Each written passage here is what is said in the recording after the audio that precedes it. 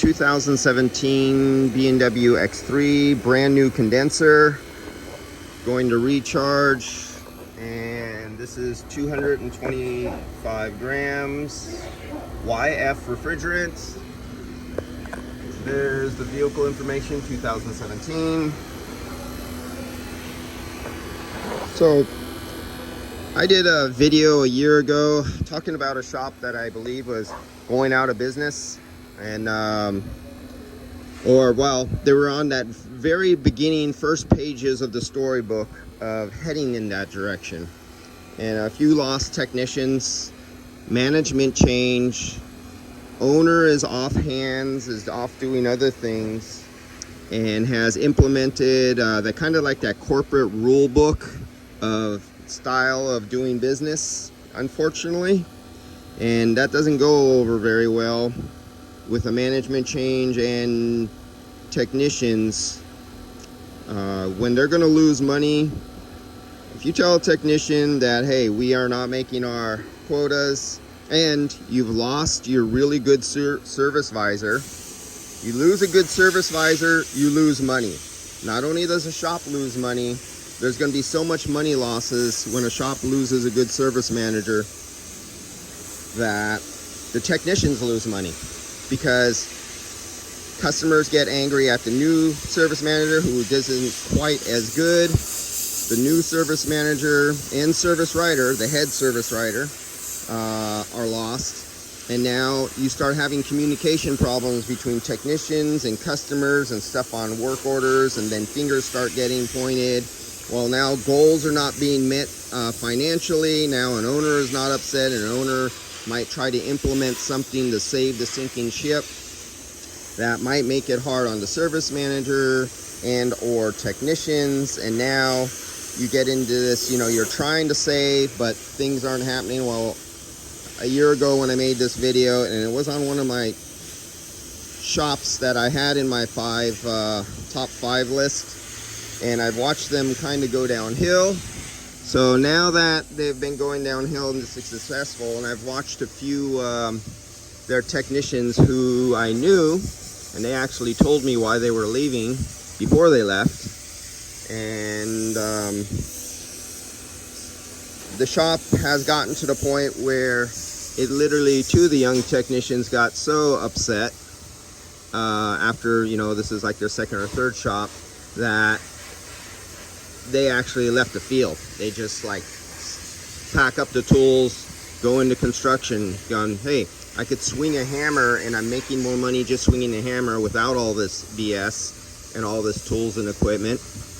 And so they just leave the industry 100 shop. When a shop has an atmosphere where they can actually create an atmosphere where technicians want to leave the trade, that is a really bad sign. They can make up all the excuses in the world they want of why this is happening, but it comes to upper management and turds roll downhill. And only reason being is because I've been in there over the years and have watched the decay, and new service writers come in, and it's nothing wrong with being a new service writer, but when you're a new service writer, the kind of mistakes that you make impact the technicians, and makes life hard on the technicians. And then the senior technicians leave, and then another senior technician leaves, and then maybe some rebranding happens at that shop where they go, well, we're going to rebrand and start over again and have a different image, and maybe move. Well, that doesn't sit very well between the rebranding, the moving, new management, service writers. You lose your senior technicians and you have too many young guys behind, other bad things start happening, and that's no secret. I don't have to tell you guys that. So, and I'm trying to do this while I'm working. This is when I make mistakes. So then after the move, one of the super senior guys, what was like the last nail holding the ship together to teach younger guys, decides, you know what, I'm out of here. And I remember this having a discussion with this senior tech that he was gonna hold out his retirement, go that extra 2 years and collect a little bit more money. But he got so fed up with the rule book, going by the corporate way of trying to run a place, too many new service people in the front desk, that it was just killing production in the back. There's no way any way goals were going to be met with all these problems. So what ended up happening, when they made the move, he jumped ship and he retired early. And I've seen that this has happened at a few shops now, especially in the last 2 years, 3 years. So that's it. He's gone. And there were no more senior techs after that. And the young guys, they just bailed ship. And I just found that out. I ran in another one of them who's at another shop right now.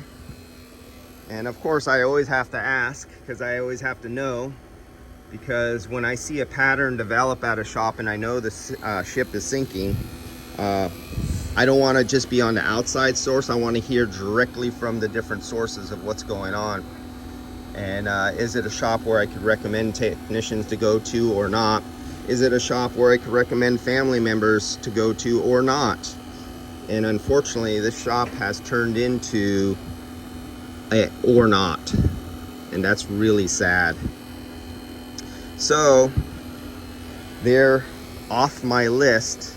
And I used to be able to count the list of really good shops on all my fingers and toes. And then as the decades have strolled by, then it was only on my fingers. Then it was on one hand. And now, shops that I can blindly recommend family or friends to go to is shrinking as of today. Well, it started a little while ago. I knew it was happening, but now even my family members can't be recommended to go there no more. And I seen the car count, and when you go on to like the Google and the what is those Yelps and stuff like that, when you see the reviews starting to take a dive, you know something's up. And when you know some of the customers who go there and they're starting to have simple problems, you know something's up. And it's too bad, because this is a really, really nice shop, and I had really high expectations for them. And I'm watching them go in the other direction. That's really, really sad. So another chapter of history where a shop that I've seen start from a little itty bitty tiny hole in the wall, become rather good and large, built up one of the best reputations at what they did in the whole entire city. Everybody knew about them, come tumbling and crashing down to a shop where I would not recommend technicians to go. I would not bring my own car, and my family members are gonna stop having their cars go there, and friends and place, because things are happening and they're not good things. And this is just a life cycle of some shops. Some shops fall into this rut, some don't.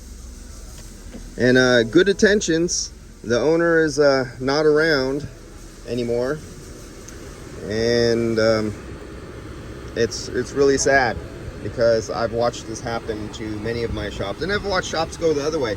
Shops that I would never take my cars to turn around and become better.